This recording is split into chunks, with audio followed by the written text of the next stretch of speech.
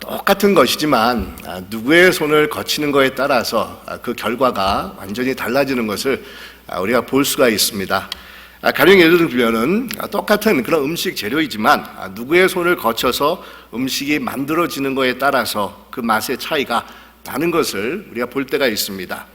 아니면 똑같은 캔버스이지만 누가 붓을 가지고 그리는 것에 따라서 어떤 그림이 그려지는 것이 아주 천차별로 이 차이가 나는 것을 우리가 볼 수가 있습니다.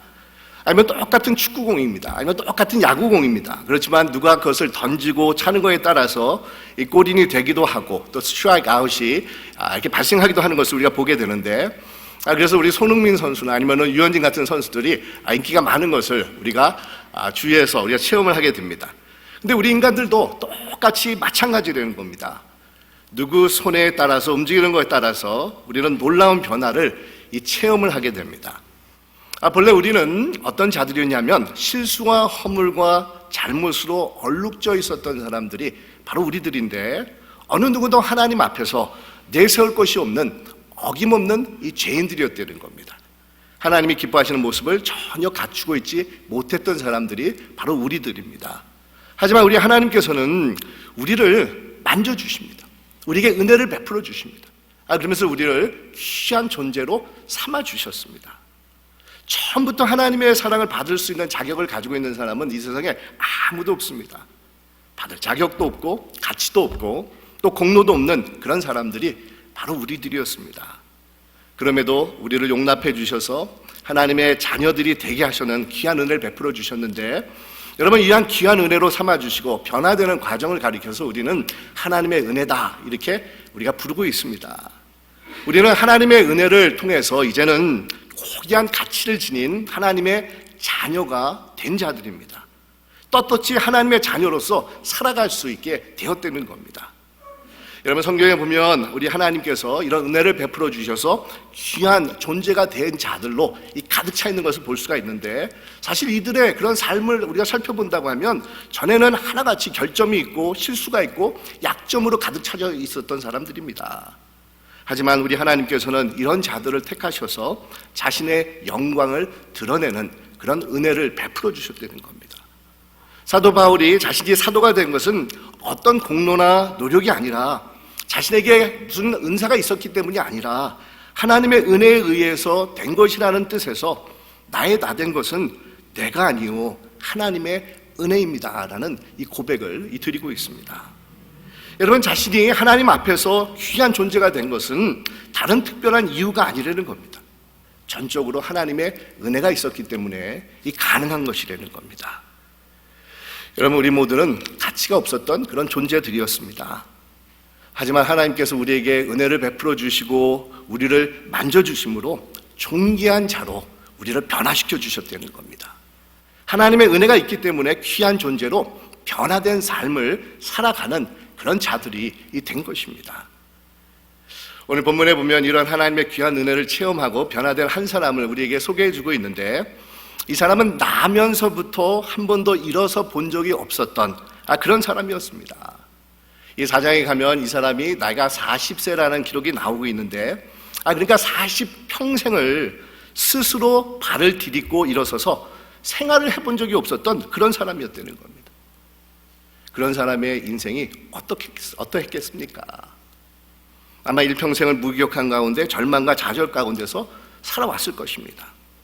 이 사람이 할 수 있는 것이라고 하는 것은 누군가가 자신을 성전에 있는 이 뷰티풀 게이트라고 하는 이 미문 앞에 옮겨다 주면 그것에 앉아서 성전에 드나드는 사람들을 향해서 구걸을 하면서 자신의 인생을 연명하는 것밖에는 이 사람이 할 수 있는 것은 아무것도 없었습니다. 그 이상 할 수 있는 것은 아무것도 없었다는 겁니다. 그저 지나가는 사람들을 향해서 동정을 호소하면서 하루하루 근근히 살아갔었을 뿐이라는 겁니다.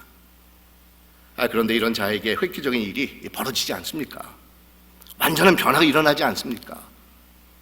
베드로와 요한이 기도를 하기 위해서 성전을 가다가 이 사람을 보면서 이 불쌍한 마음을 품게 된 것입니다. 이 제9시 때에 성전을 갔다고 하는데, 여러분, 유대인들은 하루에 3번 이 기도를 드립니다. 아침 9시에 드리고 우리 정오 12시에 드리고 또 오후 3시에 빠짐없이 하루에 이렇게 3번씩 매일같이 기도를 드렸던 사람들이 유대인들이었습니다. 여기서 제9시라는 것은 요즘 시간으로 오후 3시를 가리키는 것으로서 우리 유대인들이 하루에 3번 기도를 드릴 때 제일 마지막으로 드리는 기도 시간을 말합니다. 여러분, 이런 것을 보면 초대교회 크리스천들은 성령의 강림을 체험하고 나서도 유대인들의 전통을 쫓아서 기도 생활을 이어온 것을 우리가 엿볼 수가 있습니다. 성령의 강림 이후에 크리스천들은 아무런 계획도 없이 그냥 성령이 움직이는 대로, 성령께서 원하시는 대로 기도했을 것이라고 추측을 하지만 전혀 그렇지가 않았다는 겁니다. 초대교회 성도들은 시간을 정해놓고 기도 생활을 했다는 겁니다. 꾸준하게 습관처럼 경건의 삶을 살아갔다는 겁니다. 이렇게 기도 시간이 되어서 성전에 기도하러 들어가던 베드로와 요한에게 앉아서 구걸을 하고 있었던 사람이 그들의 눈에 들어오기 시작을 하는 겁니다. 이 주목하여라고 하는 말은 그냥 눈을 뜨고 쳐다보았다라는 그런 의미가 아닙니다. 특별한 마음을 품고 바라본 것을 말씀하고 있는 것입니다. 자, 여러분, 우리 베드로와 요한이 구걸하고 있는 사람을 주목하였다고 하는데 과연 어떤 마음을 품으면서 그 사람을 바라보고 있었겠습니까? 하나님의 이 마음을 품고 주목하여 봤다는 겁니다. 그 하나님의 마음은 긍휼의 마음을 말하고 있습니다. 하나님께서 주시는 긍휼의 마음을 품으면서 이 사람을 향해서 관심을 가지고 이 쳐다를 본 것입니다. 근데 여러분, 이런 베드로와 요한의 모습이 얼마나 우리와 다른 모습입니까? 그렇지 않습니까? 요즘 여기저기서 LA의 이렇게 홈레스 문제 때문에 굉장히 큰 사회적인 이슈가 되고 있는데, 신호등에 걸려서 멈춰 서 있을 때 Help me라는 그런 사인을 들고 있는 홈레스를 보면 저 같은 경우에는 어떻게 하냐면 그분들과 눈을 마주치지 않으려고 그냥 애를 씁니다. 그렇지 않으면 도움을 주려는 것으로서 착각을 하고 혹시나 돈을 달라고 이렇게 내밀면 좀 민망스러운 그런 상황도 나타날 것 같아가지고 아예 이 고의적으로 시선을 안 맞추려고 무슨 라디오를 켜려고 하는 그런 행동을 한다든지 아니면은 딴 것을 보는 척하면서 눈길을 주지 않으려고 노력을 합니다. 하지만 베드로와 요한은 이 정반대였다는 겁니다. 그날따라서 이 사람을 주목하면서 바라봅니다. 이 구걸하는 사람을 향해서 하나님께서 주시는 아주 특별한 마음을 느낄 수가 있었습니다. 이 성령께서 자신들을 통해서 무엇인가 이루시기를 원한다고 하는 것을 감지하면서 이 사람을 바라보기 시작을 한 겁니다. 여러분, 이것이 성령 충만한 자의 삶의 모습이 됩니다. 성령의 인도함을 받아가면서 살아가는 자들은 바로 이런 자들이라는 겁니다. 일상에서 정과 받을 것이 없이 똑같이 생활을 합니다. 매번 일어나서 반복적으로 식사도 하고 시간이 되면 예전과 똑같이 성전에 가서 기도를 드리고 매번 성전에 갈 때마다 아마 이 구걸하고 있는 사람을 매번 쳐다보면서 지나쳐 갔을 것이라는 겁니다. 하지만 그날따라서 베드로와 요한은 성령께서 일깨워 주시는 음성을 들을 수가 있었다는 겁니다. 성령의 감동을, 성령의 손길을 느낄 수가 있었습니다. 성령께서 하시고자 하는 뜻을 베드로와 요한이 캐치를 했다는 겁니다. 여러분, 이것이 바로 성령 충만한 자들의 삶의 모습이 됩니다. 성령의 인도함에 늘 열려져 있는 삶을 살아가는 자들입니다. 성령의 이끌림에 예민하게 반응하면서 그분께 순종하는 자들이 바로 성령 충만한 자들의 이 모습이 된다는 겁니다. 이 베드로와 요한은 성령의 이끌림을 받아서 앉아 구걸하고 있던 자들을 향해서 아주 담대하게 외치고 있지 않습니까? 은과 금은 내게 없거니와 내게 있는 것을 내게 주노니 나사렛 예수 그리스도의 이름으로 일어나 걸으라 라고 아주 담대하게 이 명령을 내리는 겁니다. 그래서 여러분, 놀라운 일이 벌어지지 않습니까? 발과 발목에 힘이 생기면서 이 사람이 그 자리에서 벌떡 일어섭니다. 평생을 한 번도 일어서 본 적이 없었던 사람이 나서는 처음으로 스스로 일어서는 놀라운 일이 그 자리에서 일어나게 되었다는 겁니다. 자, 여러분, 이런 기적이 어떻게 일어날 수가 있었겠습니까? 바로 예수 그리스도의 놀라운 이름이 전해졌기 때문입니다.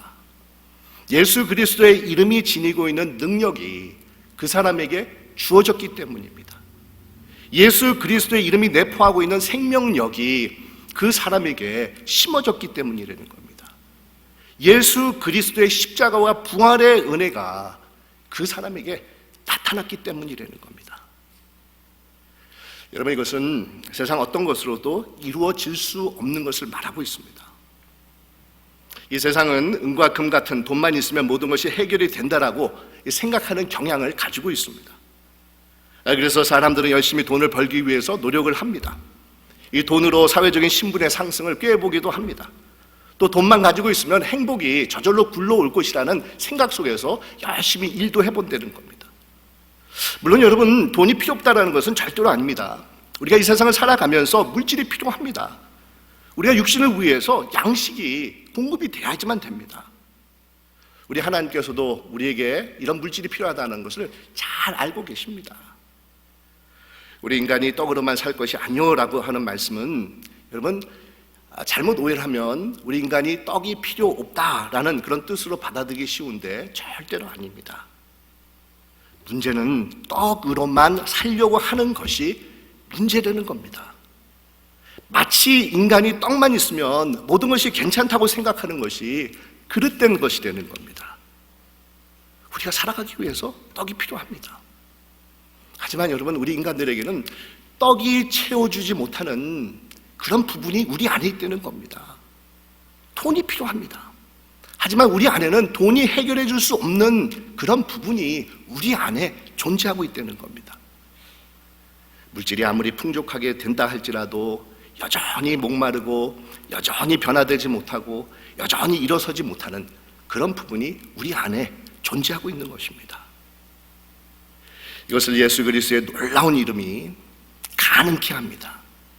예수 그리스도의 이름이 나타내는 하나님의 능력과 생명의 은혜가 세상에 어떤 것도 할 수 없는 것을 가능하게 만들고 있다는 겁니다. 은과 금으로 채울 수 없는 것을 예수 그리스도의 이름이 해결해 주고 있다는 겁니다. 우리 인생에서 근본적인 변화를 일어나게 만들고 있다는 겁니다. 전혀 소망 없이 죽었던 것을 일으켜 세워주는 역사를 예수 그리스도의 이름이 만들어주고 있다는 겁니다. 이 성전에서 구걸하던 사람은 스스로 일어서는 그런 하나님의 역사가 나타나자 너무도 이 감격스러운 나머지 베드로와 요한과 함께 걷고 뛰면서 성전으로 들어가 가지고 하나님을 찬양하며 영광을 돌렸다라고 말씀을 합니다. 정말 삶의 획기적인 그런 변화가 찾아온 것을 말씀하고 있는데, 예수 그리스도의 이름으로 하나님의 은혜를 경험하게 되자 그 안에 근본적인 변화가 일어나기 시작을 한 것입니다. 여러분, 이 변화는 이 돈 한 푼 받아가지고 빵 조각 하나를 받아가지고 배불리 먹는 그런 일시적인 변화, 일시적인 그런 만족이 아니라 근본적인 변화, 아주 근본적인 섭리, 아주 근본적인 하나님의 축복이 임한 것을 말씀하고 있는데, 세상에 어떤 것도 심지어는 은과 금도 줄 수 없는 근본적인 변화가 이 사람 안에서 생기기 시작을 한 겁니다. 바로 전까지 남을 의지하면서 앉아서 기어다니던 사람이 이제는 스스로 딛고 일어나서 걷고 뛰어다니며 자신의 두 발로 성전 안으로 들어가서 하나님을 찬양하고 경배하는 삶의 변화가 나타나는 겁니다. 여러분, 이 점에 대해서 고린도 후서에서 이렇게 말씀을 합니다. 그런즉 누구든지 그리스도 안에 있으면 새로운 피조물이라. 이전 것은 지나갔으니 보라, 새 것이 되었도다라고 말씀하고 있습니다. 이것이 여러분, 예수 그리스도의 이름이 가져다 주는 근본적인 변화입니다.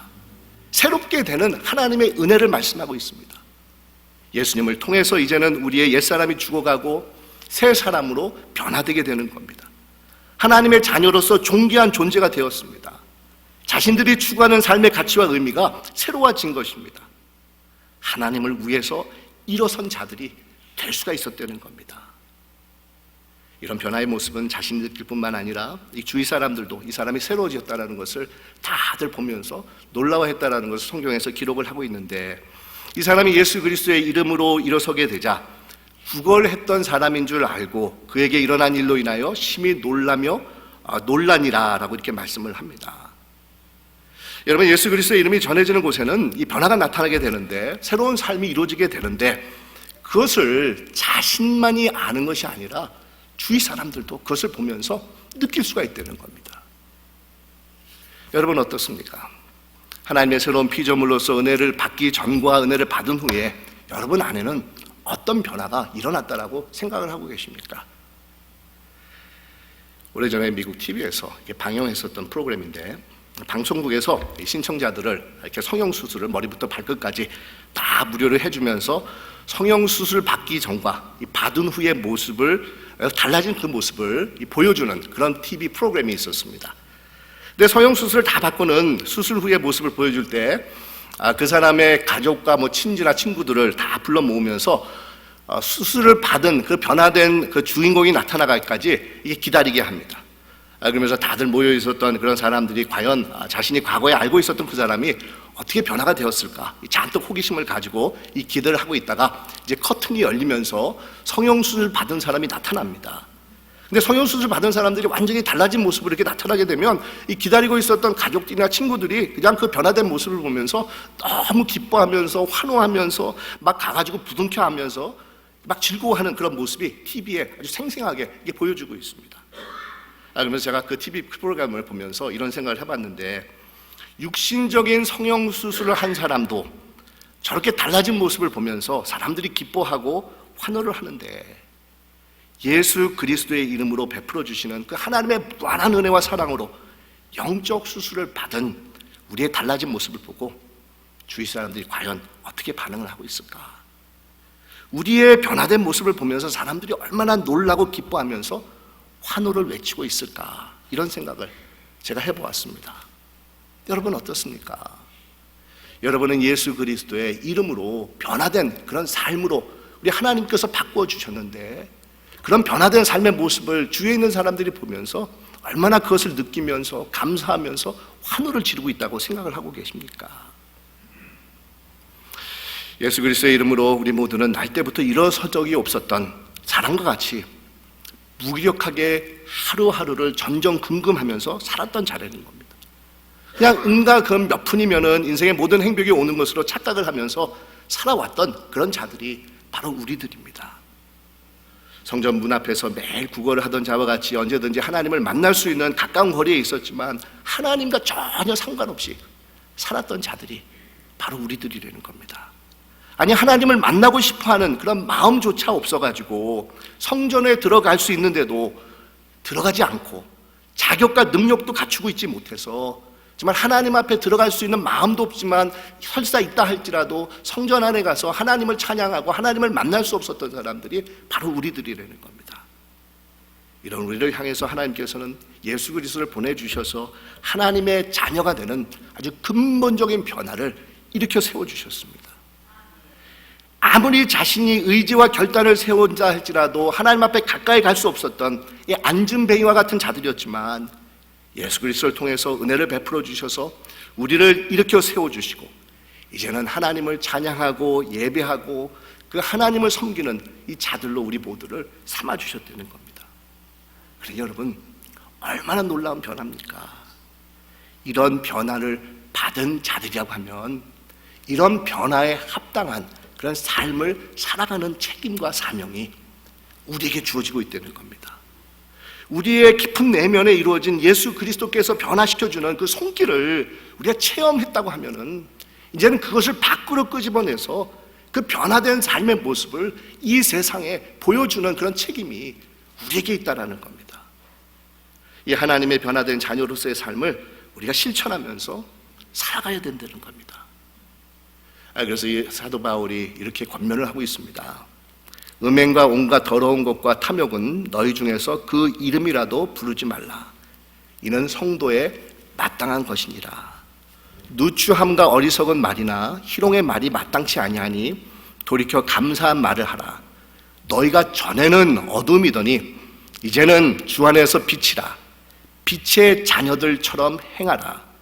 빛의 열매는 모든 착함과 의로움과 진실함에 있느니라 라고 이 말씀하고 있습니다. 자, 예수 그리스도의 그 놀라운 이름으로 변화를 체험한 자들은 무엇보다도 우리의 삶 속에서 변화된 삶을 드러내는 자들이 되어야 된다는 겁니다. 여러분, 목사도 장로도 권사도 아무리 직분을 받았다 할지라도 저 사람이 은혜를 받은 사람인지 아닌지는 그 사람이 행하는 것을 보면은 우리가 알 수가 있다는 겁니다. 예수 그리스도의 은혜로 새롭게 변화를 받은 자들은 늘 감사의 언어, 친절의 언어, 겸손의 언어, 이 긍정적인 언어를 사용해야 됩니다. 상대를 이해하고 배려하는 그런 마음을 품고 자신을 겸손히 낮추실 줄 알고 상대를 높일 수 있는 그런 삶을 살아가야 됩니다. 설사 실수를 했다 할지라도 빨리 깨닫고 뉘우치면서 돌이켜야 된다는 겁니다. 왜냐하면 은혜를 받아서 이제는 하나님과 함께 살아가는 귀한 존재가 되었기 때문이라는 겁니다.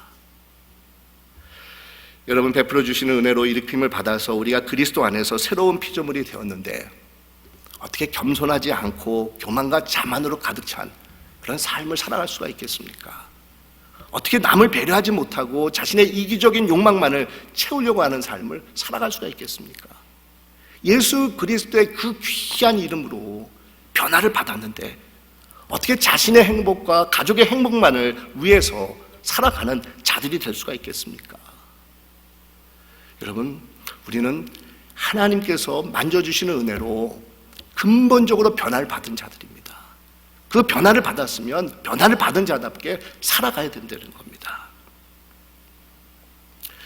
오래전에 제가 어느 수련회에 갔었을 때 들었던 간증을 여러분들에게 좀 소개를 해드리려고 하는데, 이 간증을 하신 분은 동부에 사시다가 LA로 이주를 하셨던 그런 분이셨습니다.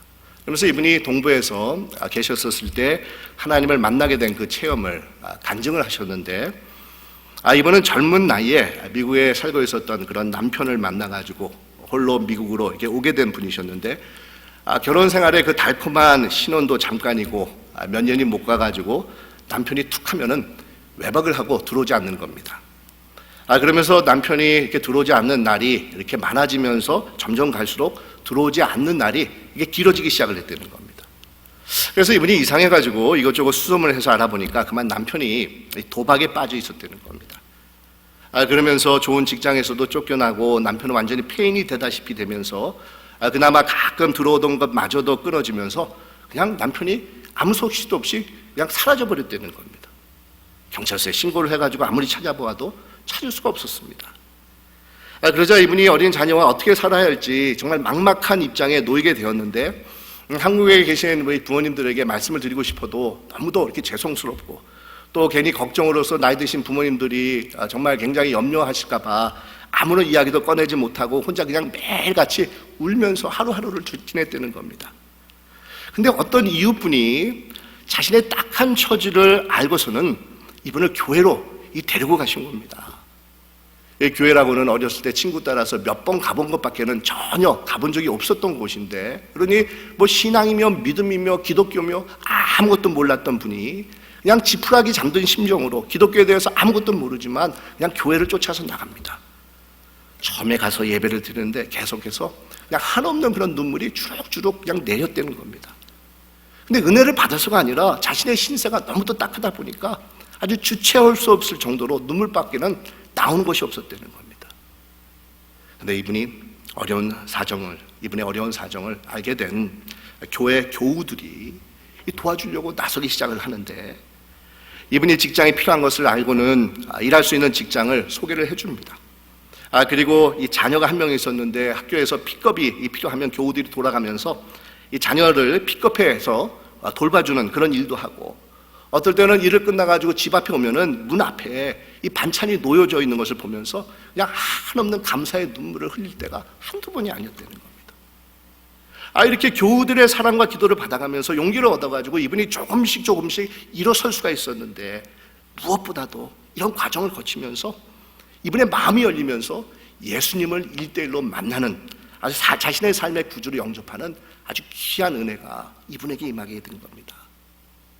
그러면서 이분이 간증에서 말하기를, 자신이 이렇게 많은 사람들의 도움을 받아가지고 지금까지 왔는데 그 받은 사람과 은혜에 보답하고자 이제는 홀로 된 자매들을 보면은 마치 하나님께서 저 사람들을 자신에게 붙여줬다라는 생각이 들어서 그냥 이분들에게 마음이 가고 이분들을 도와주고 이분들을 인도하는 그런 일에 앞장서는 그런 일들을 감당하고 있다라는 그런 얘기를 들은 적이 있습니다.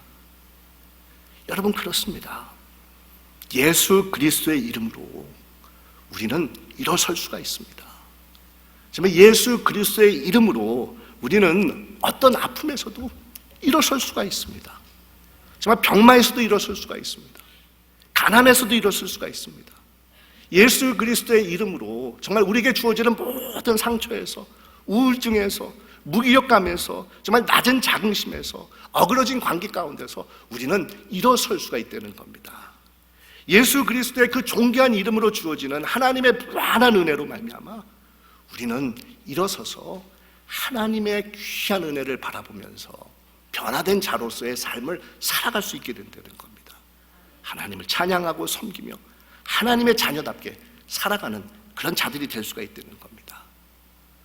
사랑하는 여러분, 이런 변화의 은혜를 체험한 자들은 이제는 근본적인 가치관의 변화를 우리 안에서 정말 만들어 가야 된다는 겁니다. 은혜를 받은 것은 내 이익이나 유익을 챙기고 무엇을 구하기 위한 것이 아니라 근본적으로 나를 철저하게 변화시켜서 하나님의 뜻대로 살아가기 위함이라는 사실을 우리가 깨달아야 됩니다. 그러기 위해서 늘 겸손하고 인내할 줄 알아야 되고 자신을 철저하게 부인하면서 주님의 십자가를 바라보면서 쫓아가는 삶을 살아가야 됩니다. 내 자신을 하나님의 은혜의 사람으로 만들어 가야 된다는 겁니다. 하나님의 뜻을 늘 상고해 보면서 그 뜻을 이루어 나가고 정말 성령 충만을 강구하면서 예수 그리스도의 이름으로 주의 적은 소자에게 물 한 그릇이라도 내어줄 수 있는 그런 삶을 살아가야 된다는 겁니다. 사랑하는 여러분, 우리와 같은 사람이 이런 삶을 살아가기 위해서 적은 노력의 발걸음이지만 한 걸음씩 한 걸음씩 우리가 뛰어갈 수 있는 것 그 자체도 우리 하나님께서 우리에게 은혜를 베풀어 주셨기 때문이라는 겁니다. 우리 모두는 예수님께서 베풀어 주시는 그 예수 그리스도의 귀한 이름으로 일어설 수가 있습니다. 변화된 삶을 살아갈 수가 있습니다. 바로 이 은혜를, 이 변화의 은혜를 날마다 붙잡으면서 하나님의 은혜로 정말 이 세상을 살아가기에 부족함이 없는 여러분들이 되시기를 주님의 이름으로 축원드립니다. 기도드리겠습니다.